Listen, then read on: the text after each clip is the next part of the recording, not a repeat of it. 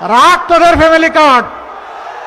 আমার মায়ের মর্যাদার চাইতে ওই ফ্যামিলি কার্ড নস্যি, এর 2 পয়সার কোনো গুরুত্ব নাই।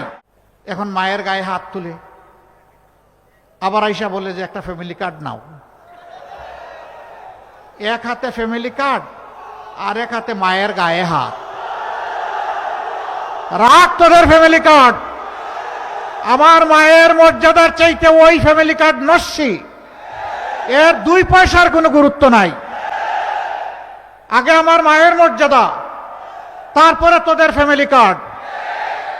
আমরা জাতিকে আলহামদুলিল্লাহ গর্বিত জাতি হিসাবে গড়ে তুলতে চাই।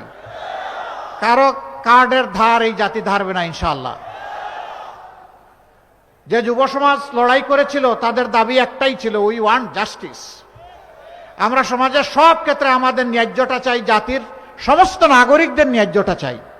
এই ন্যায্য দিতে যারা অস্বীকার করেছিল তাদেরকে খালি হাতে মোকাবেলা করে দুনিয়া থেকে, দেশ থেকে বিদায় করে দিয়েছে। সেই মায়ের সন্তানদেরকে ভয় দেখাইও না। আমাদের মায়েদের গায়ে আগুন হাত দিচ্ছ, আগুন জ্বলে উঠবে, আগুন। এই আগুন কেউ নিভাতে পারবে না। অপবাদ দিয়ে আমাদেরকে ঠেকাতে পারবে না। ভয় ভীতি দেখিয়ে আমাদের গতি স্তব্ধ করতে পারবে না। আলটিমেট মঞ্জিলে না যাওয়া পর্যন্ত ইনশাআল্লাহ আমরা থামবো না। আমাদের মঞ্জিল হচ্ছে ন্যায় ইনসাফের ভিত্তিতে, আল্লাহর দেওয়া বিধানের ভিত্তিতে এই বাংলাদেশকে একটি ইনসাফ ভিত্তিক দেশ হিসাবে গড়ে তোলা। এই যুব সমাজ কারো কাছে গিয়ে ভিক্ষা চায় নাই, দাবি জানায় নাই আমাদেরকে বেকার ভাতা দিবা কিনা। তারা বলেছে আমাদের হাতে কাজ দাও। কাজ করতে চাই, দেশ করতে চাই। আমরা কথা দিচ্ছি যুব সমাজ, আমরা ওই বেকার ভাতা দিয়ে তোমাদেরকে অসম্মানিত করব না।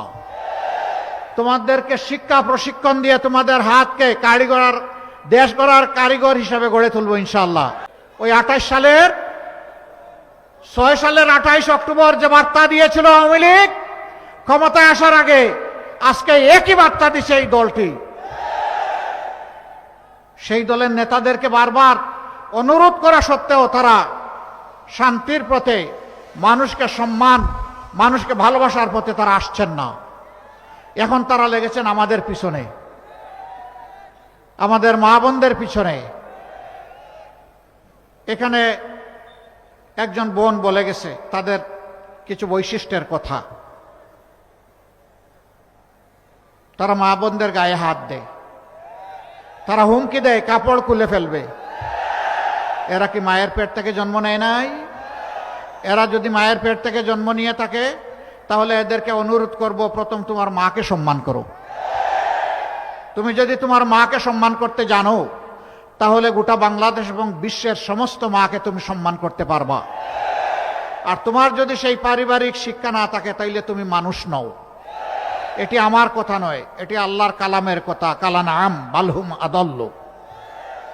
এরা 4 পায়া জন্তুর মতো, বরঞ্চ তার চেয়ে নিকৃষ্ট।